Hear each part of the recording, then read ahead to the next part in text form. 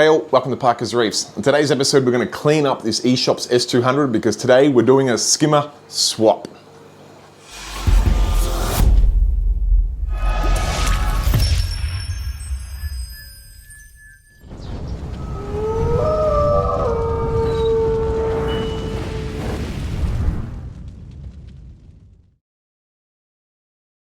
Alright, so as you can see here, my eShopps S200 gets pretty abused. It sits in the frag tank directly under the light source.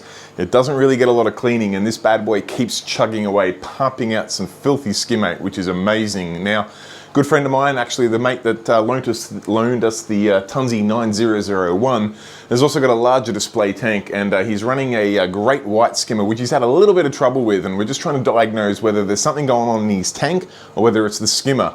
Now, I said that this eShopps is just sitting here. It doesn't have a lot of bio load to skim out, and it's kind of just sitting here ready to go for when I pull fish out of my main display when I shut that down. So I said, how about I give this a clean up? We'll put it in your tank, you bring your skimmer over, we'll pop it in my tank, and we'll just see how the two of them go. So step one, we've got to pull this skimmer out and give it a bit of a clean.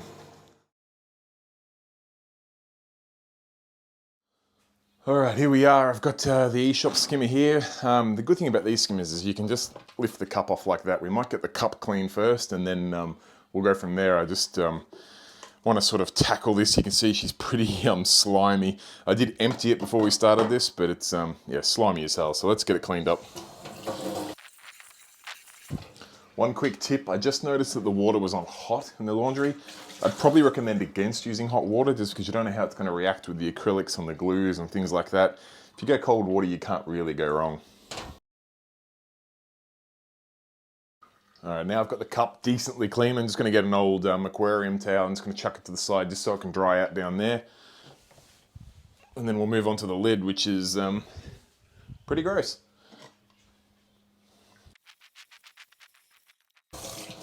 Now, don't have to clean this up like brand new, but I am quite impressed with the eShopps at how resistant to the algae the acrylic is. I don't know if they do something or it's just coincidental or it's the type of skimmate that my tank's pulling out, but a rinse seems to pull most of it off, which hasn't always been the case with some of the other skimmers I've used.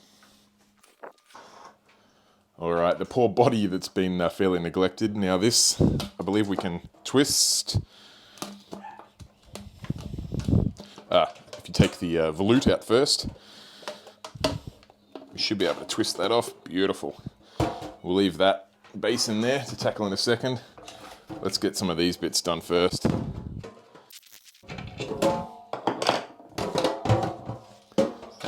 that off. You can see the skimmer body itself is, she's pretty bad. This does live in the display, I guess, so it's directly under light. So not only does it get skimmate, but it gets some coralline, and the algae basically gets baked into there. So it might take a bit more rinsing. We'll see how we go.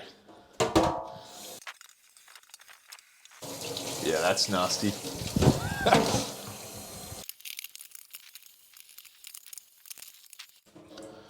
I have to say, for a low dollar, when I say low dollar, it's a moderately priced skimmer. It's absolutely not an expensive one. I do love the way that it disassembles to make it easy for cleaning like that. This one took a little bit more than just a rinse. Took a little bit of a scrubbing with the old $2 shop nail brush, but being able to pull it apart and get your hand right in there, like I can get my hand right through that bad boy. I don't want to get it stuck, but I've got big hands and they get all the way through.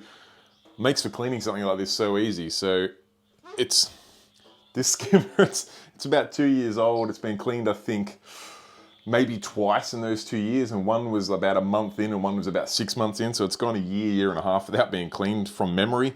And it sits under T5s, halides and LEDs, and this bad boy just keeps cranking, cleans up easy. There's a lot to love. It's got titanium fittings, good quality acrylic. It's been a winner. Now this is the part I particularly want to clean. This is the part that my mate James has been having trouble with, and you can see this one has started to form up here too. You get some, I'm not sure on the technical term, but you basically get this crust building up in there, and it pretty much grows over and covers. You can see I just pulled some out there. I believe that's, I think that's calcium or alkalinity building up, basically where it draws the air into the skimmer. And what happens is that'll eventually block the air intake, and then your skimmer won't work so well. That's what my mate James is having trouble with. He's having to unblock this port every 4 days on his current skimmer. I said that I haven't cleaned this one for a year and possibly more. And whilst there's a little bit of build up there, it still wasn't blocked. So I'm going to give it a good clean up now just because I want to test on his tank how long it takes for this to block over. This bit doesn't really need a clean, but I'm going to make the skimmer look as nice as we can, so we may as well. All right. Now we're down to the meat and potatoes of this. I could actually get the screwdriver out and pull the pump off from the block, but I'm lazy, I can't be bothered. We're just going to give this a bit of a clean up from here. I think this screws off, which it does.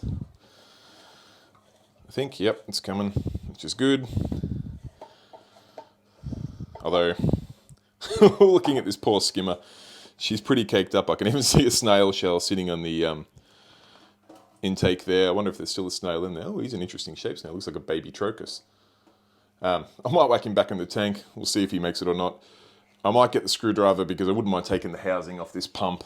She's pretty nasty in there. We'll give the impeller a really good clean. At this point, I'd also recommend you put the plug in your laundry sink just because you don't want to lose one of these little titanium screws down there. Like that would have gone. All right, let's pop this housing off and see just how bad things were going to be getting in there. Oh man, that housing is caked on. Does it need a twist? There she goes. Wow, that bad boy was on tight. All right, she's off now. It's actually not that bad in there. I'm not sure how well you can see there.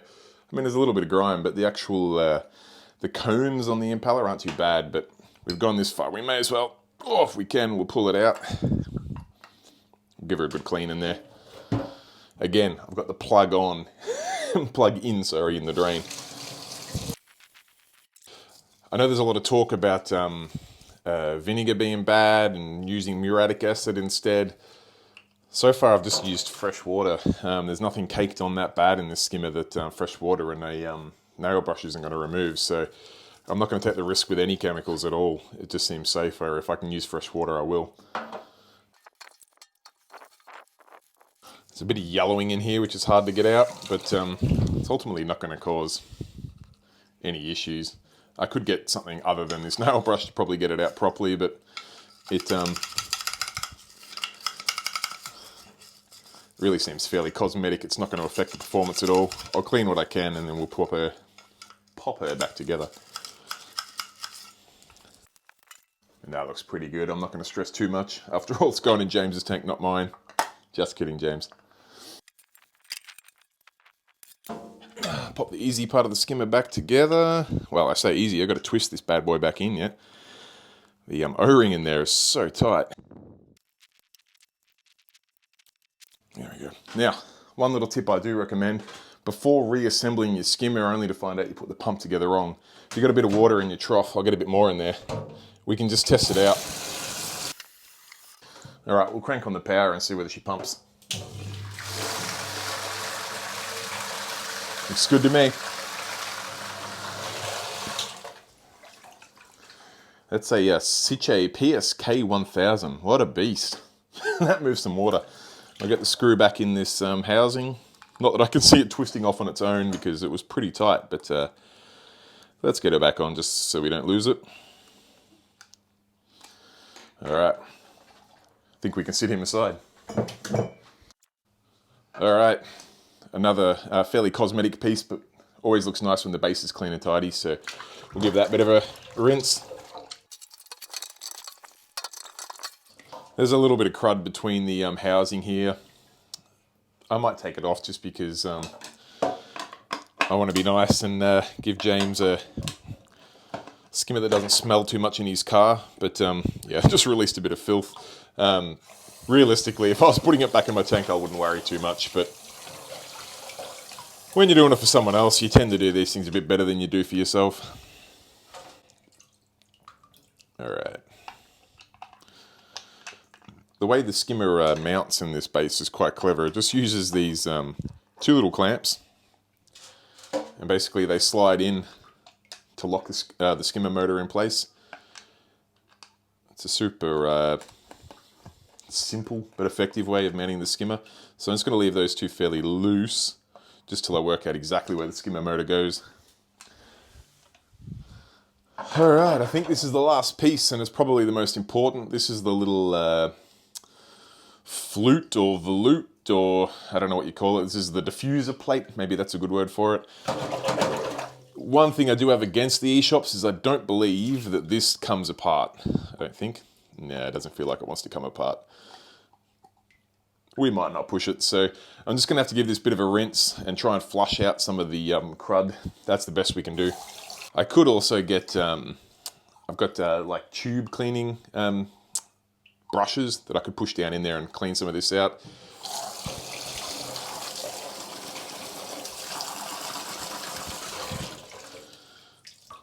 It's honestly not too bad. It could, if I get right my finger in around there, it'll make it look a little aesthetically better, but performance-wise, it's actually going to be pretty good.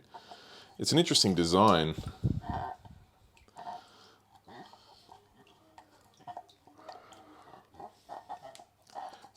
Looks kind of like some black magic stuff going on there, but whatever it is, it works well. It's a powerful little skimmer.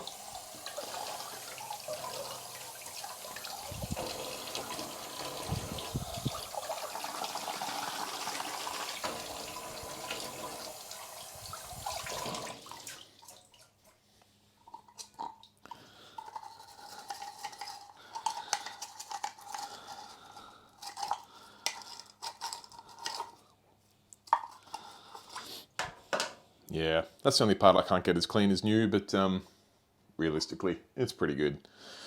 It's time to empty out this water and reassemble the skimmer.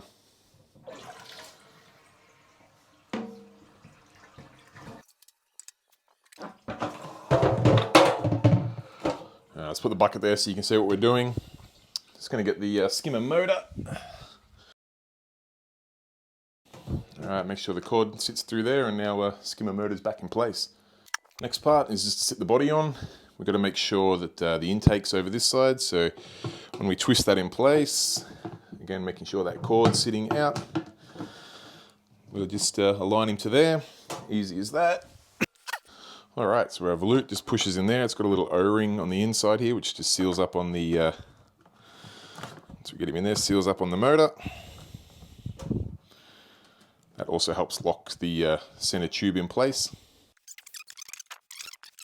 We need to fix this in place. This is the little, it's quite nifty. It's got a little line reading, so when you adjust this up and down, you know which sort of, how many lines you are in. Quite clever.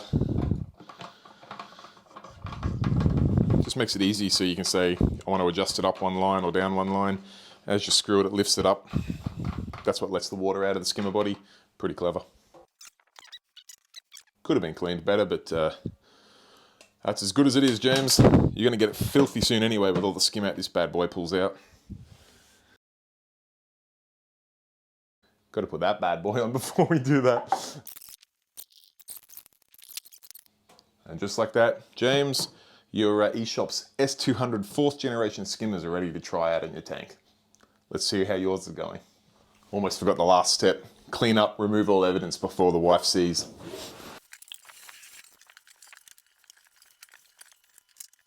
Honey, I cleaned the laundry. I don't know what kind of mess you've been making in here, but it was filthy.